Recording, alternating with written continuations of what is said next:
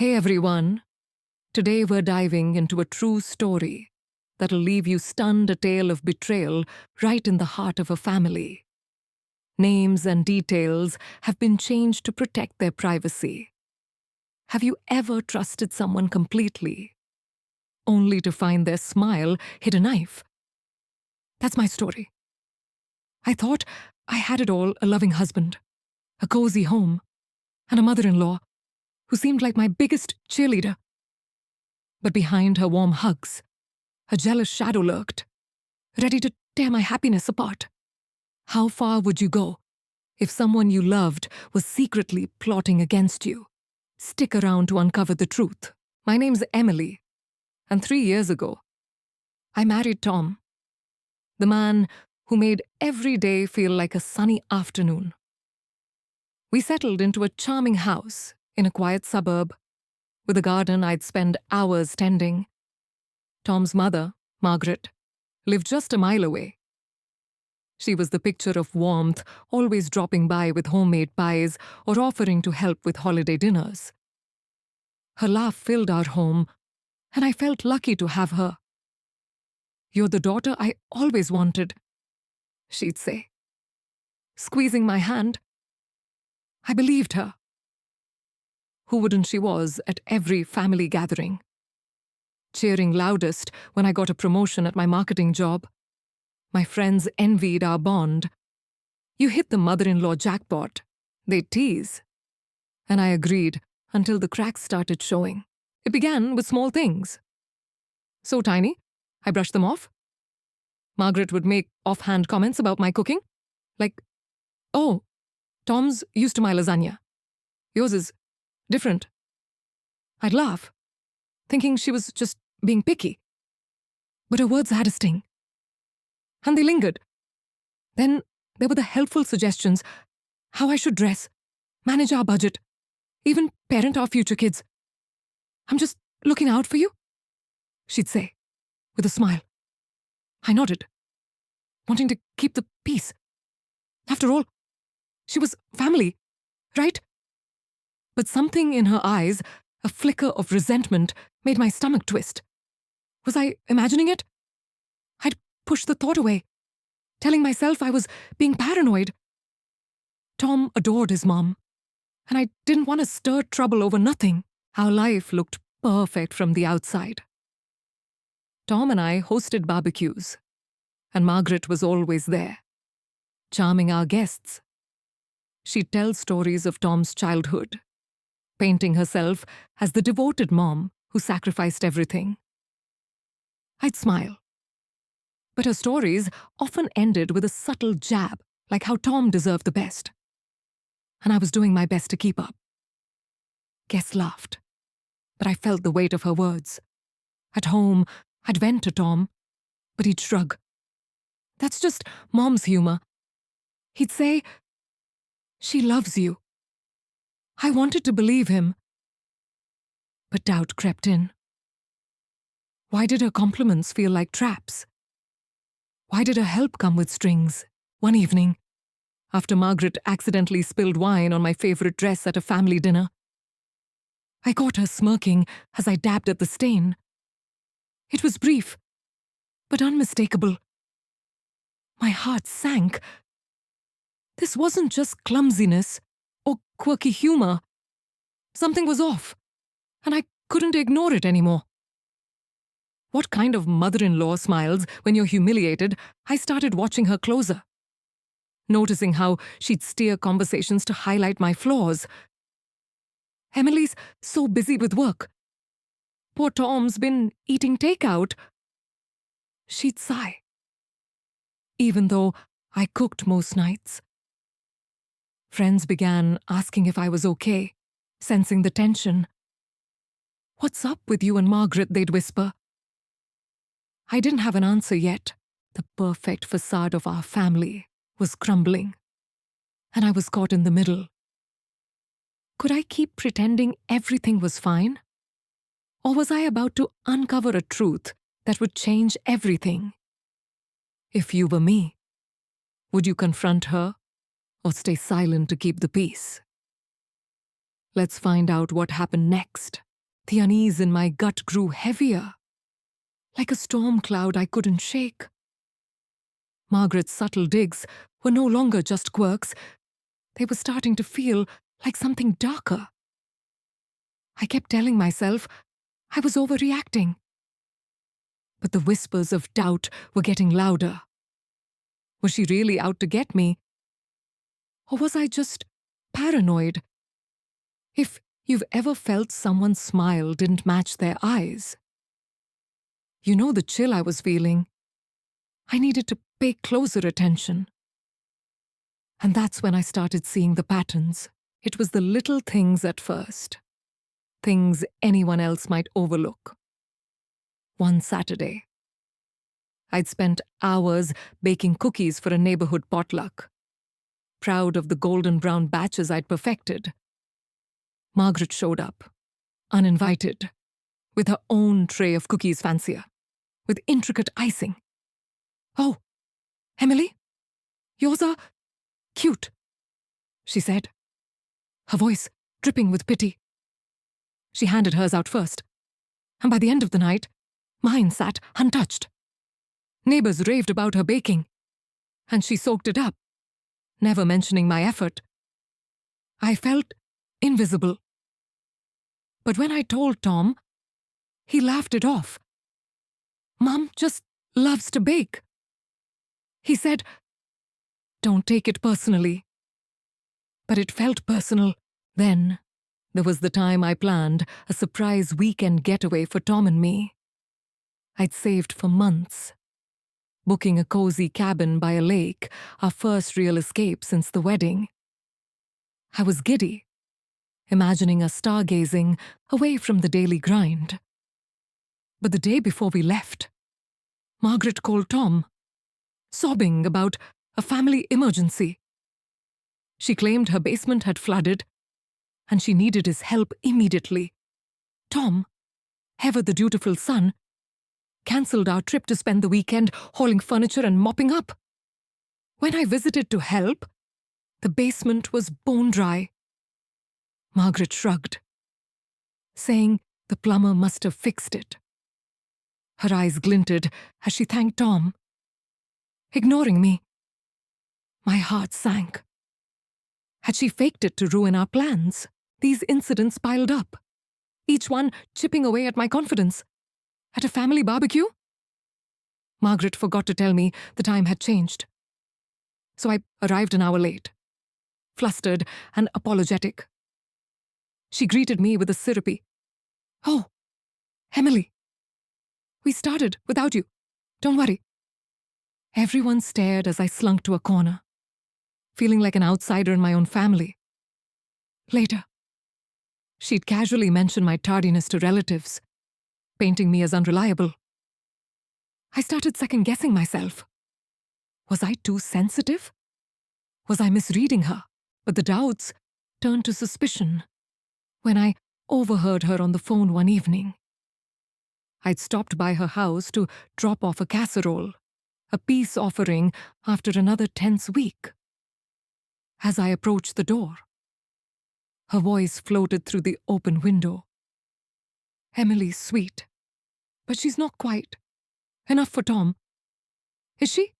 she said, chuckling to someone. My blood ran cold. I stood frozen, clutching the dish, as she went on about my sloppy housekeeping and how Tom deserved better. I slipped away before she saw me, my cheeks burning. That night, I lay awake, replaying her words. This wasn't just cattiness. It was deliberate. I started keeping a mental log of her moves, like a detective piecing together a case. Every helpful suggestion how to fold Tom's shirts properly or manage my hectic schedule felt like a jab at my competence. She'd rearrange my kitchen when I wasn't looking, claiming it was more efficient her way. Friends noticed the shift in me. "You seem stressed," my best friend, Lisa, said over coffee. "Is Margaret getting to you?" I hesitated, then spilled everything. Lisa's eyes widened. Emily, that's not normal. She's undermining you. Her words hit hard. Was Margaret jealous of my life with Tom? If so, how far would she go? What would you do if you suspected someone was sabotaging you behind your back? I was about to find out. The realization that Margaret's actions weren't just petty jabs, but calculated moves, hit me like a punch. Her subtle sabotage was escalating, and I could feel my life fraying at the edges. If you've ever sensed someone pulling strings to unravel your happiness, you know the mix of anger and dread I carried. I wanted to believe I was wrong, but the evidence was mounting, and it was getting harder to stay quiet. Margaret was playing a long game, and I was her target. Her tactics grew bolder, yet still cloaked in that saccharine charm. One evening, I'd invited colleagues over for a dinner to celebrate a big project I'd led at work. I'd planned every detail: roast chicken, candlelight, the works. Margaret offered to help, and I reluctantly agreed, hoping to mend things. Big mistake. Midway through dinner, my boss bit into a piece of chicken and winced. "Is this raw?" he asked. I was mortified. The entire batch was undercooked, despite my careful timing. Margaret, serving dessert, chimed in. "Oh, Emily, cooking for a crowd is tough. I should have checked the oven." Her tone was sympathetic, but her eyes gleamed. Later, I found the oven dial turned down. I hadn't touched it. My colleagues left early, and I spent the night scrubbing dishes, humiliated. Tom brushed it off. "Accidents happen," he said. But I wasn't so sure. Then came the incident with my garden. I'd poured my heart into it, growing roses and herbs that made our yard a haven. One morning, I found my prized rose bushes wilted, their roots exposed. Margaret had been over the day before, helping with weeding. She claimed a gardening mishap, but the precision of the damage, only my favorite plants felt personal. Neighbors whispered about my neglected yard, and Margaret was quick to agree. Sighing about my busy life, my sanctuary was ruined, and with it, another piece of my confidence. Have you ever had someone destroy something you loved, then play innocent? It's a special kind of betrayal. Her meddling crept into my marriage next. Tom and I had always been a team. But Margaret started sowing discord. She'd call him late at night, complaining about loneliness or minor ailments, pulling him to her house for hours. When he returned, he'd be distant, snapping at me over small things. "Mom says you're always working," he'd mutter, echoing her words. I'd defend myself, but the seed was planted. She'd also forget to pass on my messages to Tom. Like when I asked him to pick up groceries, he'd come home empty-handed, annoyed, while Margaret apologized profusely. "My memory's not what it used to be," she'd say. But I saw through it. She was driving a wedge between us, and it was working. The final straw came at a family reunion. I'd spent weeks planning it, hoping to strengthen our bonds. Margaret offered to handle the invitations, and I trusted her.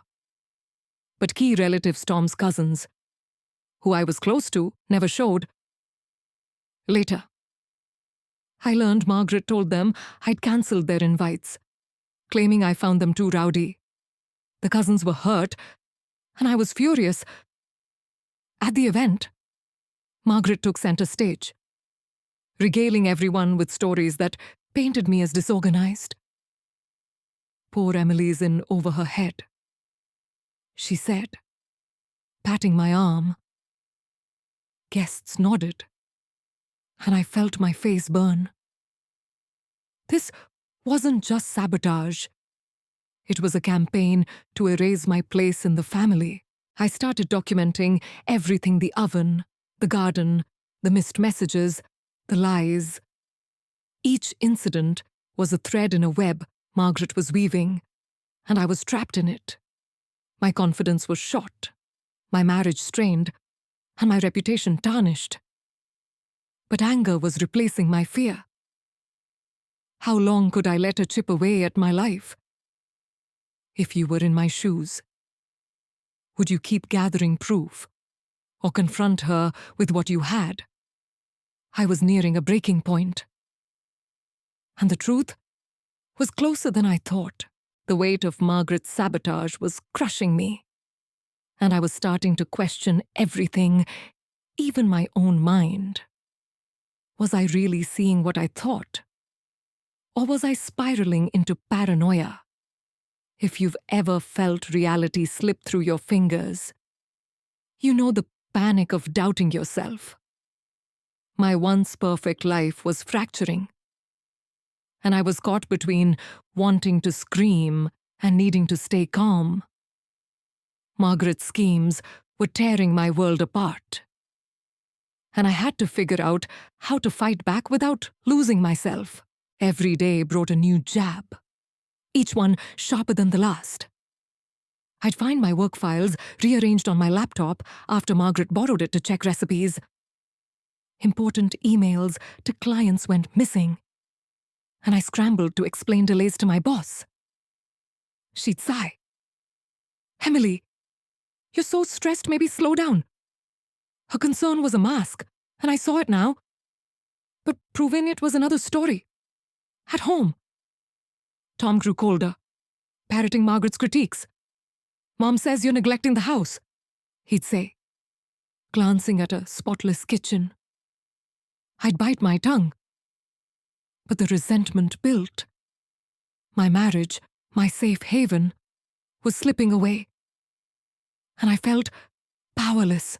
One night, I woke to find my journal, where I'd been venting about Margaret missing from my nightstand. I'd hidden it under a stack of books, but it was gone. The next day, Margaret dropped by, casually mentioning my stressful thoughts, quoting phrases I'd written verbatim. My skin crawled. Had she read it? Stolen it? I searched her face for guilt, but she just smiled, offering me tea. I declined, my hands shaking. This wasn't just meddling. It was an invasion. I started locking my things away, but the violation lingered. Who can you trust when your private thoughts aren't safe? I felt like I was living in a thriller. Except the villain was my mother-in-law. The tension spilled into public moments.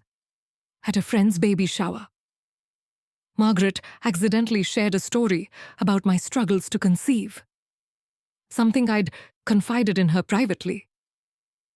The room went quiet, and I burned with shame as friends offered pitying looks. I thought it was common knowledge, Margaret said, feigning innocence. It wasn't. She'd weaponized my vulnerability. Later, I overheard her telling Tom's aunt I was too career-focused for motherhood. The betrayal stung, but worse, it made me doubt my worth. Was I failing as a wife, a daughter-in-law, a woman? Her voice was in my head now, and I hated it. I tried talking to Tom, hoping he'd see the pattern. "Your mom's crossing lines," I said, listing the journal, the emails, the baby shower. He frowned, defensive. "She's not perfect, Emily, but she's not malicious." His words cut deep. If my own husband didn't believe me, who would I felt alone, trapped in a game where Margaret held all the cards? My friends urged me to confront her, but I hesitated. What if I was wrong? What if I blew up our family over nothing? The fear of being that wife, the dramatic one, kept me silent. But not for long. The breaking point came at a family dinner. I'd cooked all day, determined to reclaim my place. As we ate, Margaret praised the meal, then jokingly said, "Let's hope it's not raw this time." Everyone laughed, but I saw red. Her jab wasn't just a dig. It was a reminder of her power. I excused myself, heart pounding, and hid in the bathroom, splashing water on my face, staring in the mirror. I barely recognized myself. My eyes were tired, my spirit worn. Enough was enough. I couldn't keep living like this, second-guessing every move, every word.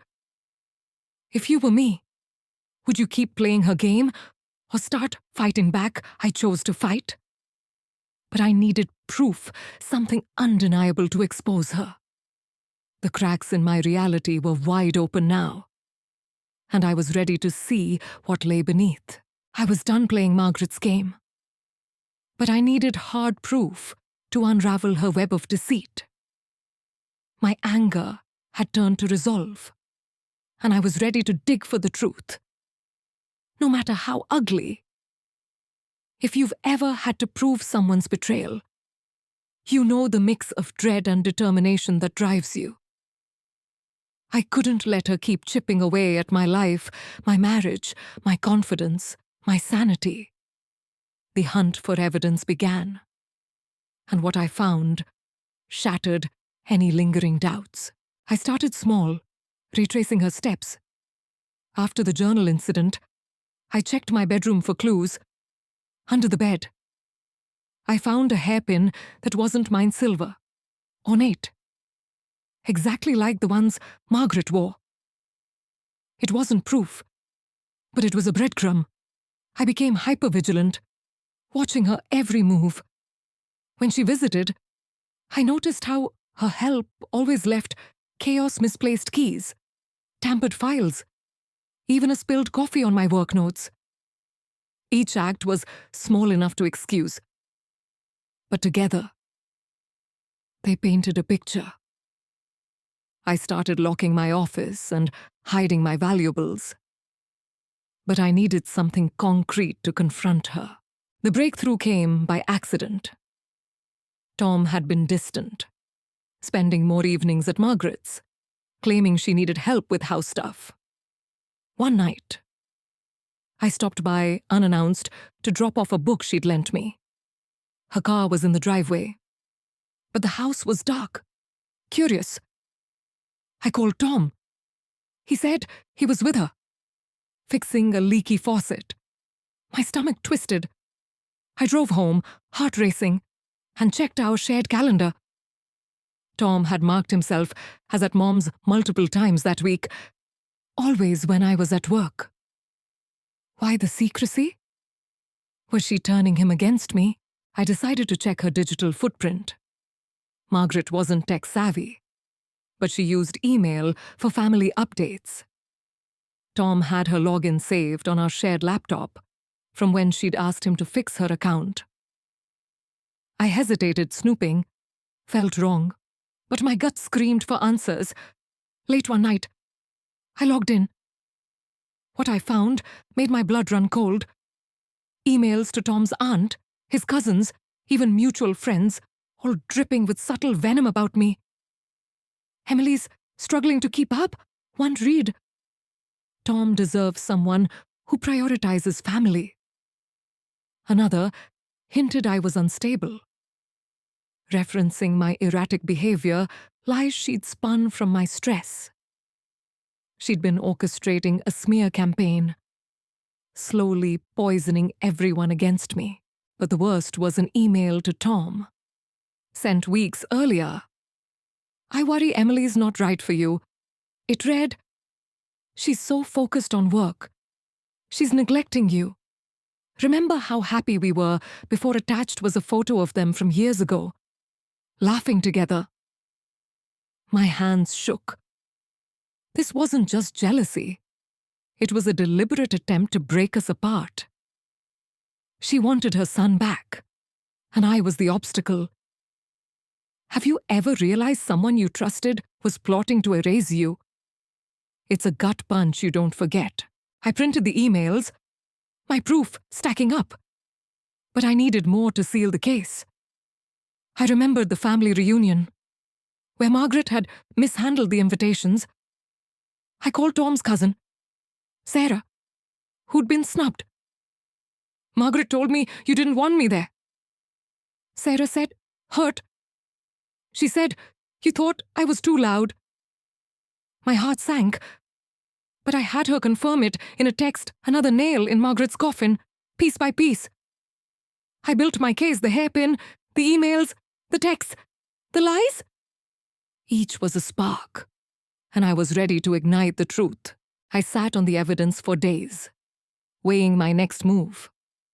Confronting Margaret could tear our family apart.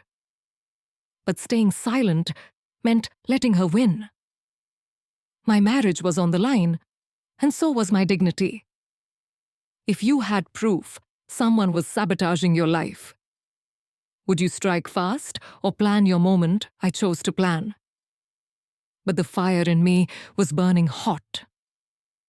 And I knew the confrontation was coming. The truth was in my hands. A stack of emails and texts that exposed Margaret's betrayal.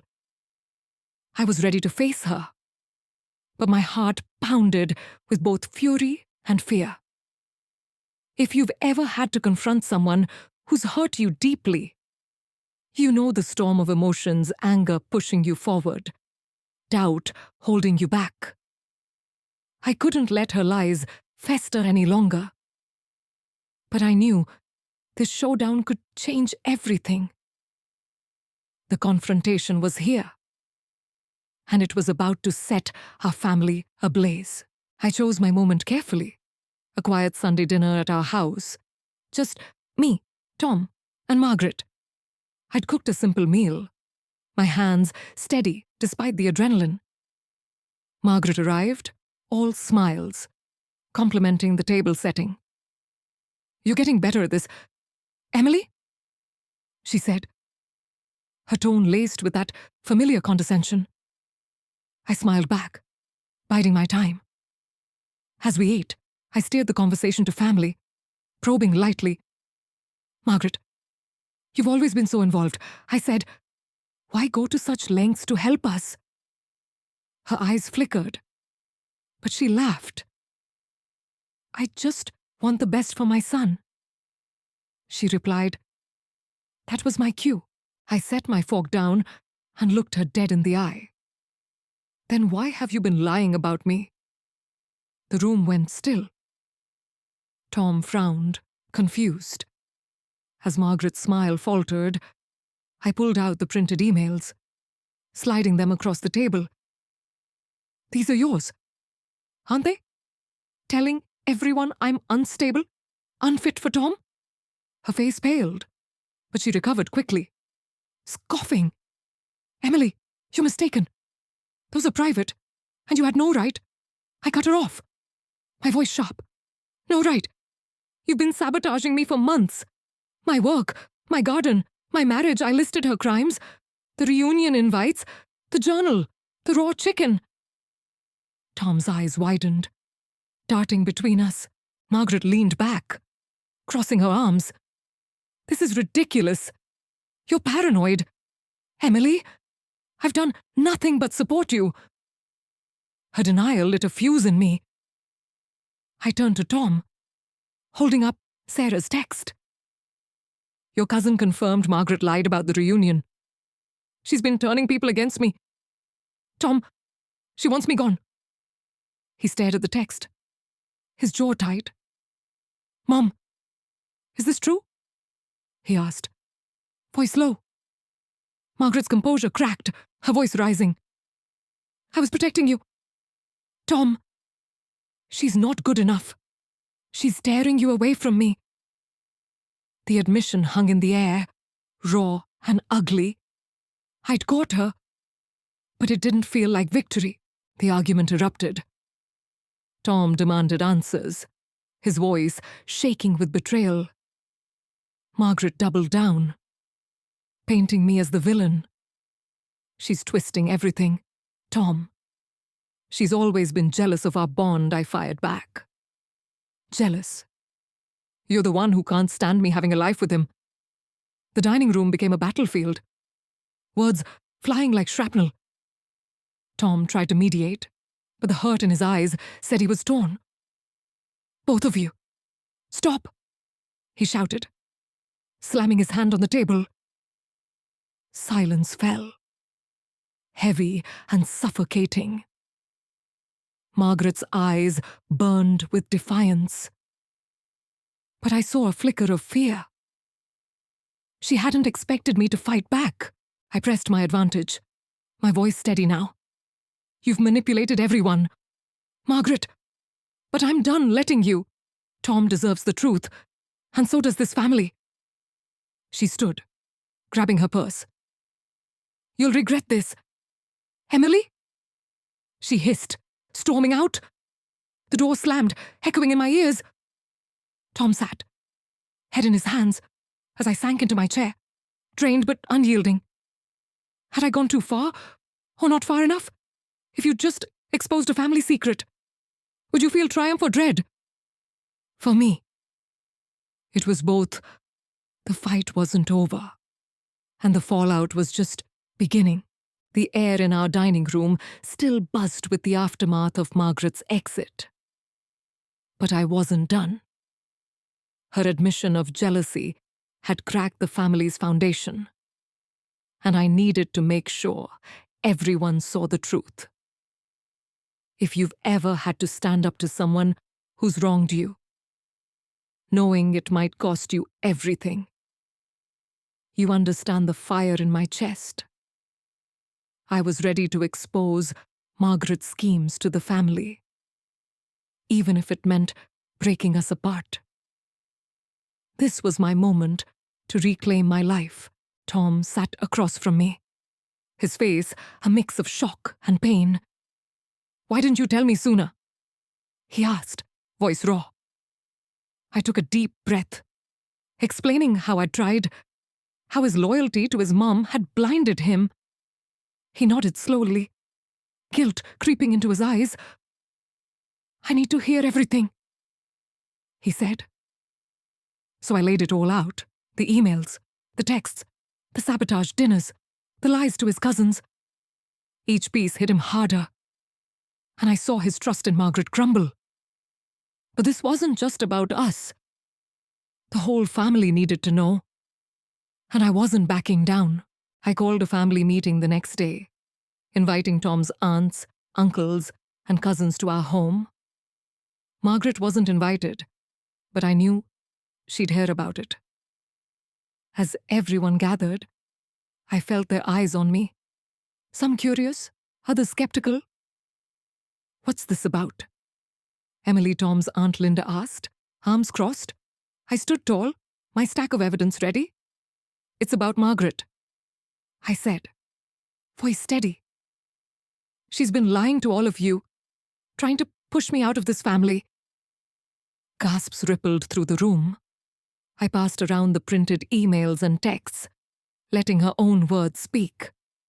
She told Sarah I didn't want her at the reunion. She's been spreading lies about my marriage, my work, my worth. The room erupted.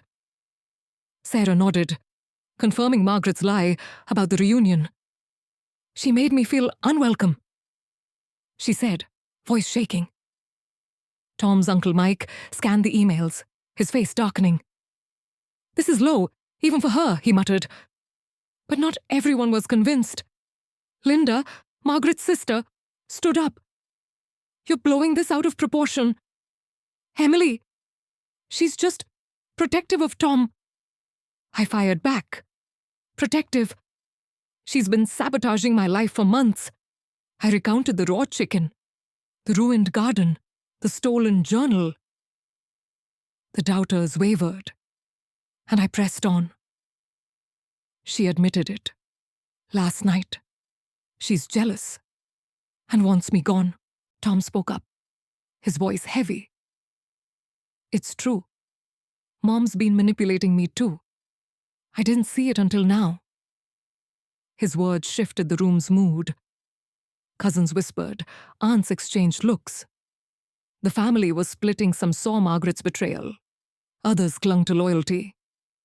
Linda stormed out, vowing to tell Margaret. I let her go. The truth was out, and I felt a weight lift. But the cost was clear. Relatives who had once hugged me now avoided my gaze. The family I'd loved was fracturing, and I was the catalyst. Have you ever had to choose between truth and peace? I chose truth. And it hurt. That night, Tom and I talked for hours. He apologized, tears in his eyes, for not seeing Margaret's game sooner. I don't know if I can face her, he admitted. I squeezed his hand. We'll figure it out together. But the fallout wasn't over. Margaret called, screaming about my lies, vowing to turn the family against me. I hung up, my resolve hardening. The bonds we'd built were breaking. But I'd found my voice. I wasn't the naive daughter-in-law anymore. If you were me, would you feel free or haunted by the wreckage? For me, it was both. The fight had cost me. But I was finally standing tall. The family meeting had left our home quieter. But the echoes of truth lingered like smoke after a fire. I'd exposed Margaret's jealousy and lies, and while I stood taller, the cost was heavy. If you've ever fought for your place only to find the ground beneath you shifted, you know the bittersweet ache I felt.